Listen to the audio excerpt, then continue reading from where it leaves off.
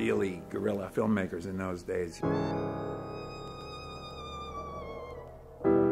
It was the absolute family affair. Martin. The fun was inventing how to do what George had written. Nosferatu. It just sort of came right off the page.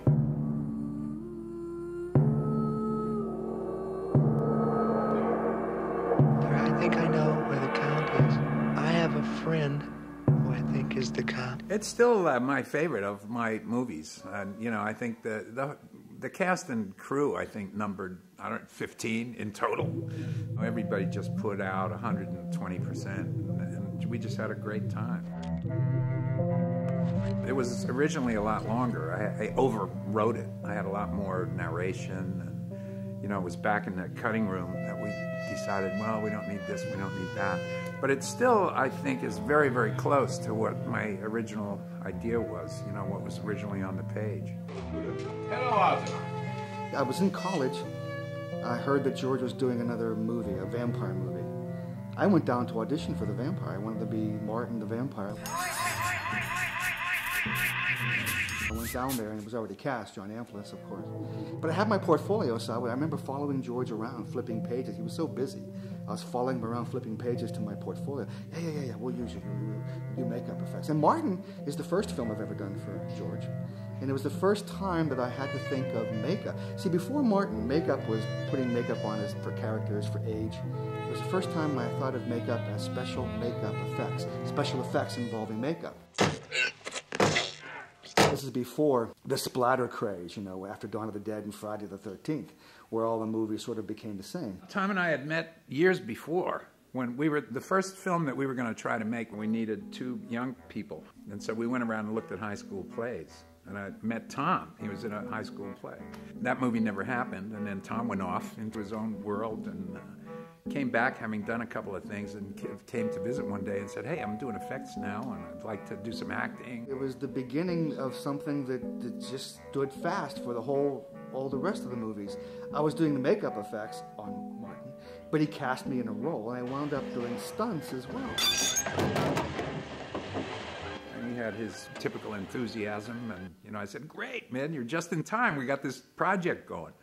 And it was the first time that we got to work together. You see, things only seem to be magic. It just came off so well. John was sensational. Tom was great. Christine was great. It just came off. You must be Martin. They found the money to make Martin, and he actually wrote a role for me, which is, and we were dating and really fell madly in love. And actually, from when I came in to do the film, that was it. We've never been apart since. This was the first film that I didn't shoot. I actually started. I shot for a day or two, and then Mike said, no, I can do this. George was actually the DP, camera operator, much as he had always done. In his early days, he was director, he was writer, camera person. He was the consummate filmmaker. He was the maestro. And we were actually, I think, into our second setup on location in Braddock, Pennsylvania. We were shooting John Amplas as Martin, strolling along the railroad tracks near the B&O main line.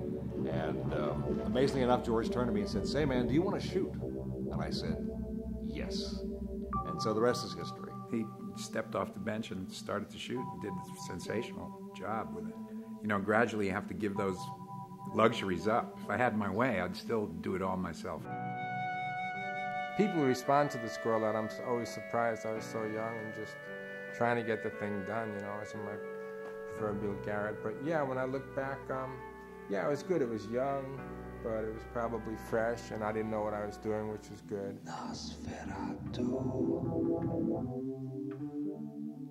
I scored it, and George is so brilliant at editing music. At first, I wrote a bunch of stuff from the script because it was so evocative. You know, George's writing was great, and it just reconnected in a big way. So I wrote a lot of stuff, some stuff from this script, and maybe some stuff, generally the scenes which he cut, and then after the film was cut, I went back and did some scenes directly to film. I am your cousin Martin. John Amplas. I saw him in a play at the Pittsburgh Playhouse. I just thought, but this is the guy. And boy, he sure was. I just can't imagine anybody, you know, of course you live with it over the years, but I still just can't imagine anybody. I have never met anybody that I think could do as good a job with it, you know. The blood was terrible in Martin. I think I was using the same blood that we used in Dawn of the Dead. And it looked like melted crayons. It was just horrible. Apparently it was stage blood, so I guess on the stage it looked good, but in the movies, oh, it looked terrible. It was before the Dick Smith formula came out, you know, which is the blood standard for all movies. The house was perfect, you know, it was just exactly the kind of place that Cuda would live in. We brought those religious pictures and all the icons into the house. We brought one of these 3D religious pictures of Jesus. The eyes that go back and forth depending on how you shift your position. And Grandma Booba hung it, you know, she just thought it was fabulous. That's part of Martin, so that stays there. And when I leave this earth, the kids can do what they want to do with it. My children says, Mother, when they first heard about it, they says, Mother, George Romero wants to make a movie in our house. Martin's house is a great old friend of all of ours, Pat Booba, and his brother Tony, who's still an independent filmmaker of some considerable note in Pittsburgh. And we were able to use their house, and we had, you know, we ate better than we have ever eaten on any set because his mom cooked for everybody all the way through. Lasagna, spaghetti, sometimes soup, eggplants. They always had a good hot meal when they were here. I used to do a lot of baking then, and I had fresh baked goods for them too. The stake in the heart, you see the blood, you know. But the bathroom sink was filled with blood, and Booba's grandmother just walked in. Because it was full of blood, full of blood. And my mother had the rosary beads going a mile a minute. And I told her, Mom, he's all right, he's here, he's not dead, he's here. He said, but where's the blood coming from? I said, this is a movie, it's fine. But then I had to go downstairs at 2 o'clock in the morning and wash the sheets.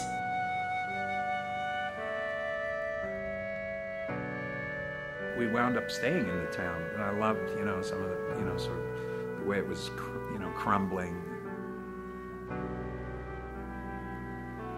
But there was still a market, you know, where you could actually go get, they'd kill a chicken for you, and, you know, it was a real neighborhood. But there was a sadness about it, you know, it was like the mills had closed, I don't know how many years before, but people were still sitting in the taverns waiting for them to reopen again, you know. And the sense of loss and of, you know, sort of the American dream crumbling was incredible. It's one of those vampire movies, and people say, hey, was he really a vampire? And you gotta ask George. I think he's just mixed up.